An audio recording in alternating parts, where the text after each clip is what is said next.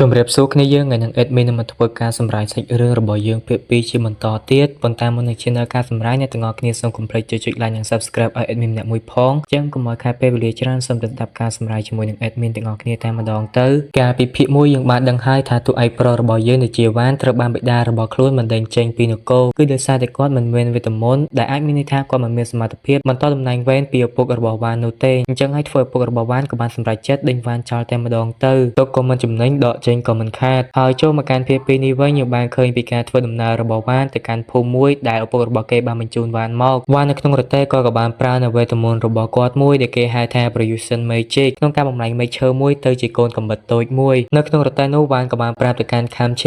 ិនបើសិនជាឯងចង់ធ្វើដំណើរទៅកាន់នគរវិញក៏អាចបានផងដែរគឺឯងមិនចាំបាច់នៅទីនេះនោះទេប៉ុន្តែនៅពេលនោះខាមឈិនក៏បាននិយាយទៅកាន់តួឯកប្រុសរបស់យើងដែលជាវ៉ានវិញថាទេខ្ញុំមិនទៅទីណានោះទេនៅពេលនេះជីវិតរបស់ខ្ញុំគឺបានប្រកល់ឲ្យលោកម្ចាស់ហើយខ្ញុំស្រឡាញ់លោកម្ចាស់និងគោរពលោកម្ចាស់ខ្ញុំនឹងតាមមើលថែរក្សាលោកម្ចាស់អស់មួយជីវិតបើទោះបីជាត្រូវចំណាយជីវិតរបស់ខ្ញុំក៏ដោយសម្ដីដែលខាមឈិនបាននិយាយមកកាន់តួឯកប្រុសរបស់យើងដែលជាវ៉ានបានធ្វើឲ្យវ៉ានក៏សប្បាយចិត្តយកទៅមែនតែនហើយរកអ្វីប្រៀបផ្ទឹមមិនបាននោះទេនៅពេលដែលពួកគេធ្វើដំណើរបានមួយសន្ទុះរទេះសេះក៏បានឈប់វ៉ានក៏បានសួរទៅកងទ័ពរបស់គាត់ថាមានរឿងអ្វីកើតឡើងទៅកងទ័ពម្នាក់នោះក៏បានប្រាប់ទៅវ៉ានវិញថាភូមិដែលយើងមកនេះគឺចាប់ដើមមានបញ្ហាហើយរឿងក៏បានបង្ហាញយើងឃើញថាភូមិដែលវ៉ានរបស់យើងមកនឹងគឺនៅពេលនេះកំពុងតែត្រូវបានវាយប្រហារដោយក្រុមមនុស្សមួយក្រុមដែលមើលទៅពួកគេគឺដូចជាចោរឬក៏ទាហានស៊ីឈ្នួលអញ្ចឹងអ្នកទាំងអស់គ្នាហើយរួចយើងក៏បានឃើញបន្ថែមទៀតថាភូមិមួយនឹងគឺមិនសូវមានសុខសុវត្ថិភាពនោះទេហើយអ្នកនៅក្នុងភូមិក៏មិនសូវខ្លាំងពូកែទៀតឯរបងឬក៏ជញ្ជាំងអ្វីក៏មិនអាចទប់ទល់ជាមួយនឹងចោរឬក៏ទាហានស៊ីឈ្នួលទាំងអស់នោះដែរដែលពួកគេគឺមានទាំងអាវុធដូចជាធ្នូឬក៏ព្រួយឬក៏ដាវអីផ្សេងនឹងឯងអ្នកទាំងអស់គ្នាវ៉ានចិត្តរបស់គាត់គឺពិតជាចង់ជួយទៅកាន់ប្រជាជននៅក្នុងភូមិទាំងអស់នោះខ្លាំងមែនទែនហើយគាត់ក៏បានមើលទៅកាន់សមាជិកក្រុមរបស់គាត់គឺថាមានតិចខ្លាំងណាស់ដោយសមាជិកនៃក្រុមរបស់ទាហានស៊ីឈ្នួលទាំងអស់នោះបើរាប់មើលទៅវ៉ានរបស់យើងក៏គិតថាប្រហែលជា50នាក់អីនោះឯងបើធៀបជាមួយនឹងក្រុមរបស់គាត់ប្រហែលគុណនឹង2គុណនឹង3ឯណោះនៅពេលនោះមេទ័ពក្រុមក៏បាននិយាយទៅកាន់ព្រះអង្គរបស់គាត់ដែលជាវ៉ាននឹងថាព្រះអង្គយើងគួរតែជួយទៅកាន់ពួកអ្នកភូមិទាំងអស់នោះហើយយើងត្រូវតែធ្វើការវាយប្រហារទៅកាន់ពួកចោរប្លន់ទាំងអស់នោះមិនឲ្យពួកវាបានចិត្តបែបនេះនោះទេសម្ដីរបស់មេទ័ពក៏ត្រូវបានបង្អាក់ដោយបរិមម្នាក់ទៀតដោយបរិមម្នាក់នោះគាត់គឺជាអ្នកផ្សងព្រេងហើយនឹងមានឈ្មោះថាអូហូនៅពេលនោះអូហូក៏បាននិយាយទៅកាន់មេកងទ័ពវិញតែឯងមិនមើលទេថាសមាជិកក្រុមរបស់យើងមានតិចដល់កម្រិតណាហើយបើសិនជាយើងចូលទៅយើងមិនត្រូវស្លាប់ទាំងអស់គ្នាហើយទេអីមេកងទ័ពក៏បាននិយាយទៅកាន់អូហូវិញបើទោះបីជាគ្នារបស់យើងតិចពិតមែនប៉ុន្តែយ៉ាងណាក៏យើងត្រូវតែទប់ទល់ជាមួយនឹងក្រុមចោរទាំងអស់នោះដូចគ្នាយើងមិនត្រូវខ្លាចស្លាប់នោះទេ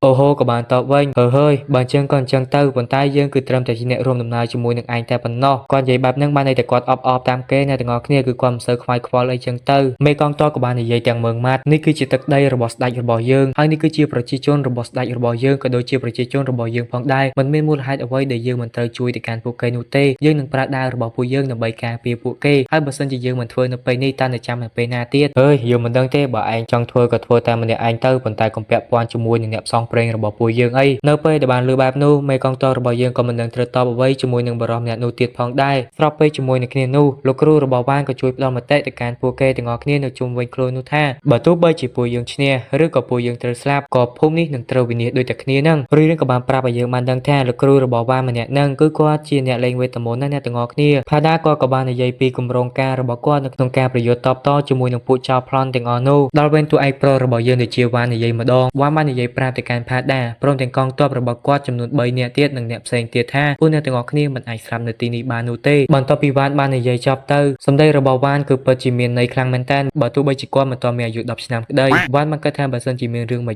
នកើតឡើងច្បាស់ណាស់ឪពុករបស់គេនឹងមិនទុកជីវិតឲ្យគេនោះទេវ៉ាននៅពេលនោះមិនដឹងជាគាត់គិតអីនោះទេដែលបាននិយាយប្រាប់ទៅកាន់អ្នកទាំងអស់គ្នានៅទីនោះថាគាត់នឹងចូលរួមនៅក្នុងការប្រយុទ្ធមួយនោះដែរគ្រប់គ្នានៅពេលដែលបានឮសម្ដីមួយនោះហើយពួកគេគឺពិតជាមានការភ្ញាក់ផ្អើលខ្លាំងណាស់ជាពិសេសនោះគឺធាលគឺអ្នកបានប្រកាសដាច់អហង្ការតែម្ដងថាមិនឲ្យវ៉ានចូលរួមនៅក្នុងការប្រយុទ្ធមួយនោះឡើយព្រោះវាគឺពិតជាមានគ្រោះថ្នាក់ណាស់ដល់អាយុជីវិតរបស់វ៉ានហើយនាងក៏បាននិយាយបន្តទៀតអញ្ចឹងទៅបើវ៉ានទៅមែនណាសុខចិត្តឲ្យនាងទៅជំនួសវិញហើយនៅពេលនោះកាមជីនក៏បានមកនិយាយបែបនឹងដូចគ្នាថាបើសិនជាវ៉ានទៅពិតមែនសូមឲ្យគាត់ទៅជំនួសវ៉ានវិញខ្ញុំពិតជាមិនចង់ឃើញពីណាគេដែលសំខាន់សម្រាប់ខ្ញុំត្រូវបានស្លាប់នោះទេកាមជីនខ្ញុំបានទិញអ្នកហើយដូច្នេះខ្ញុំចង់ឲ្យអ្នករីករាយជាមួយនឹងជីវិតរបស់អ្នកនៅពេលនេះទៅវ៉ានដើរបណ្ដានិយាយមិនដើរដោយគាត់គឺបាននិយាយថាខ្ញុំមិនមានរឿងអ្វីត្រូវខ្លាចនោះទេដោយសារតែខ្ញុំគឺបានហ្វឹកហាត់ជារៀងរាល់ថ្ងៃទៅហើយបើទោះបីជាខ្ញុំត្រូវស្លាប់ក៏ខ្ញុំស្លាប់នៅក្រោមហេតុផលនៃការពារប្រជាជនដូចគ្នាសកម្មភាពនិងការនិយាយរបស់វ៉ានបានធ្វើឲ្យមនុស្សចាស់ធំនៅទីនោះគឺពិតជាមានការស្កសរសើរនិងគាត់ជាខ្លាំងនិងមិននឹកស្មានតែក្មេងដែលមានអាយុត្រឹមតែ7ឆ្នាំប៉ុន្តែការគិតរបស់គេវិញដូចជាមនុស្សចាស់អញ្ចឹងដោយសូម្បីតែក្រុម Adventurer ក៏បាននាំគ្នា មកនិយាយទាក់ទងជាមួយនឹងវ៉ានផងដែរស្របពេលដែលពួកគេទាំង3នាក់កំពុងតែនិយាយគ្នាទាក់ទងជាមួយនឹងវ៉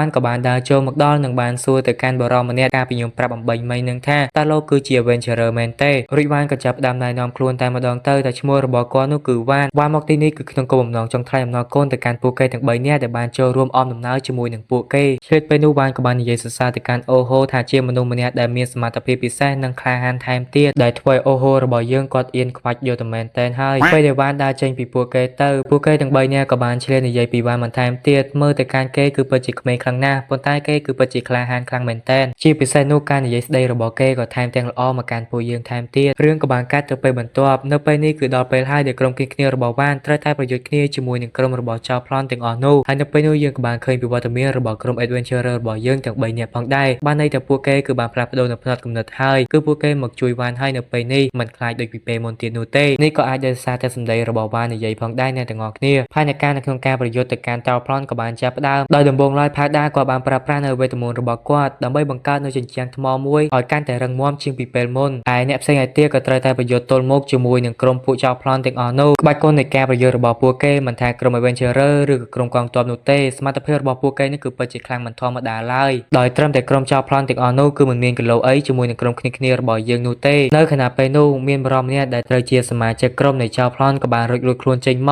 ករីឯគ្នារបស់យើងដែលនៅខាងក្រៅមានបានត្រៀមខ្លួនឯណាស្មានតែគ្នាខ្លួនឯងពួកបរិមម្នាក់នោះហ៊ាននឹងសម្លាប់ទៅកាន់ Adventurer ស្រីទៅហើយប៉ុន្តែនៅពេលនោះយើងក៏បានឃើញពីវត្តមានរបស់វ៉ានមិនដឹងតែគាត់មកពីទីណានោះទេបរិមម្នាក់នោះនៅពេលដែលបានឃើញវ៉ានគាត់ក៏បានបដូរ target មកកាន់វ៉ានវិញប៉ុន្តែនៅពេលដែលបរិមម្នាក់នោះរៀបនឹងកាប់ទៅកាន់វ៉ានទៅហើយវ៉ានក៏បានស្រាយចូលទៅក្នុងប្លោះជើងរបស់គាត់និងបានកាប់បរិមម្នាក់នោះដោយដាវរបស់គាត់ម៉ាំងជ្រៀកធ្វើឲ្យបរិមម្នាក់នោះក៏បានដួលក្បាប់ទៅនឹងដីយកតែម្ដងអត់ទាន់ដួលទេនៅពេលហ្នឹងគ្រាន់តែរត់ជង្គង់ចុះប៉ុន្តែនៅពេលនោះក៏បានខាមឈិនមកបន្ថែមបន្ថយធ្វើឲ្យបរិមម្នាក់នោះក៏អាចទៅស៊ីបាយបិណ្ឌបានសម្រេច Adventurer ស្រីនាងមិនដឹងទៅត្រូវនិយាយអ្វីទៅកាន់វ៉ាននោះទេដោយសារតែវ៉ាននឹងគឺត្រឹមតែជាក្មេងម្នាក់ប៉ុណ្ណោះប៉ុន្តែសមត្ថភាពព្រមទាំងការប្រយុទ្ធរបស់គាត់គឺពិតជាអស្ចារ្យខ្លាំងយកតែមែនតែនហើយបន្ទាប់ពីការប្រយុទ្ធយ៉ាងសកម្មនោះរួចមកក្រុមគ្នារបស់វ៉ានក៏អាចយកឈ្នះទៅកាន់ពួកក្រុមចៅទាំងអស់នោះបាននិងចាប់ពួកគេចោលហើយបន្ទាប់ពីការបញ្ចប់នៃសកម្មភាពប្រយុទ្ធមួយនោះហើយក្រុម Adventurer របស់អូហូក៏បាននិយាយពីវ៉ានទៀតហើយយើងមកតាមមើលវ៉ាននៅពេលនេះវិញគាត់គឺត្រូវបានធាលស្ដីឲ្យមកកាន់រូបគាត់ជាខ្លាំងរឿងក៏បានកើតទៅពេលបន្ទាប់យើងបានឃើញតែភូមិមួយនោះគឺពិតជាធំខ្លាំងមែនតែនប៉ុន្តែស្ថានភាពនៃភូមិមួយនោះក៏ពិតជារិចរិលព្រមទាំងផ្ទះរបស់ប្រជាជនក៏បាក់បែកថែមទៀតយើងមើលទៅកាន់ប្រជាជនគឺមិនទទួលបានអ្វីហូបគ្រប់គ្រាន់នោះទេមុខមាត់របស់ពួកគេនេះគឺស្គមដូចអ្នកជក់ថ្នាំអញ្ចឹង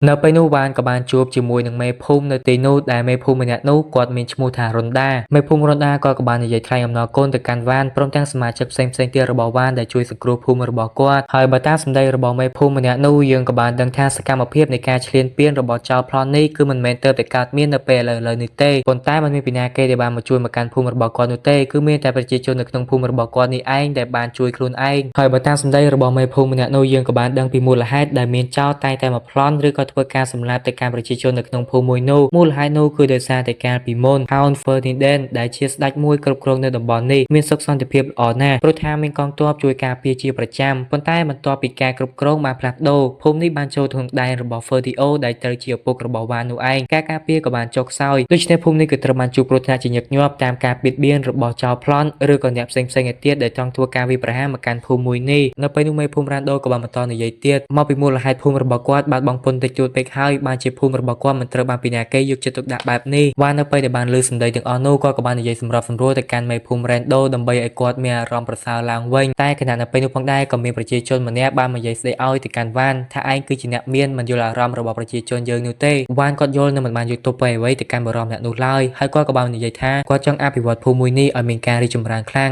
ងនិងចង់ឃើញប្រជាជនមានសុខសន្តិភាពឡើងវិញវ៉ានគាត់ក៏បាននិយាយពីគម្រោងរបស់គាត់នៅក្នុងការអភិវឌ្ឍភូមិមួយនេះឲ្យមានការរីកចម្រើនដោយដំបូងឡើយគាត់ចង់ធ្វើឲ្យហេដ្ឋារចនាសម្ព័ន្ធនៅក្នុងភូមិមួយនេះមានភាពរឹងមាំជាមុនសិនប៉ុន្តែនៅពេលដែលបានលើបែបនោះភ្លាមអ្នកភូមិស្រីម្នាក់ក៏បានតបនិយាយទៅកាន់វ៉ានវិញធ្វើបែបនេះគឺមិនកើតនោះទេដោយសារតែភូមិរបស់ពួកគេមិនមានលុយនោះទេវ៉ានក៏បានតបទៅកាន់អ្នកភូមិម្នាក់នោះវិញមិនចាំបាច់បារម្ភនោះទេរឿងនេះគឺខ្ញុំអាចដោះស្រាយបានហើយស្របពេលដែលវ៉ានកំពុងតែនិយាយបរិមម្នាក់ក៏បានលើកឡើងពីបញ្ហាមួយទៀតហើយនៅក្នុងភូមិនេះដែលពួកគេតែងតែជួបប្រទះដោយបញ្ហាមួយនោះគឺជាបញ្ហាបងពុនបរិមម្នាក់នោះក៏បាននិយាយថាពុនរបស់ពួកគេម្នាក់ៗគឺរហូតដល់ 30% ឯណោះដែលធ្វើឲ្យពួកគេទាំងអស់គ្នាពិបាកនៅក្នុងការរកលុយដើម្បីបង់ពន្ធខ្លាំងណាស់វ៉ានរបស់យើងនៅពេលដែលបានលើសម្ដីបរិមម្នាក់នោះនិយាយបែបនោះភ្លាមក៏មិនបានគិតអ្វីច្រើននោះទេនឹងបានបញ្ចុះនៅសល់ត្រឹមតែ 10% ប៉ុណ្ណោះនៃពន្ធសម្រាប់ពេលដំបូងនៃការចាប់ផ្ដើមវ៉ានក៏បាននិយាយជាច្រើនដែលធ្វើឲ្យអ្នកភូមិរបស់យើងក៏ចាប់ផ្ដើមទុកចិត្តទៅកាន់វ៉ានដូចគ្នារាយផាដា ក៏ចាប់ដើមបង្កើតនៅរបងព័ទ្ធជុំវិញភូមិមួយនោះវ៉ានបើទោះបីជាគាត់ក្មេងពិតមែនប៉ុន្តែមនសិការរបស់គាត់គឺគាត់ចង់អភិវឌ្ឍភូមិមួយនេះឲ្យក្លាយទៅជាតំបន់មួយដែលមានការអភិវឌ្ឍខ្លាំងព្រឹកបីដូចជានគររបស់ពុករបស់វ៉ានចឹងណាអ្នកទាំងអស់គ្នា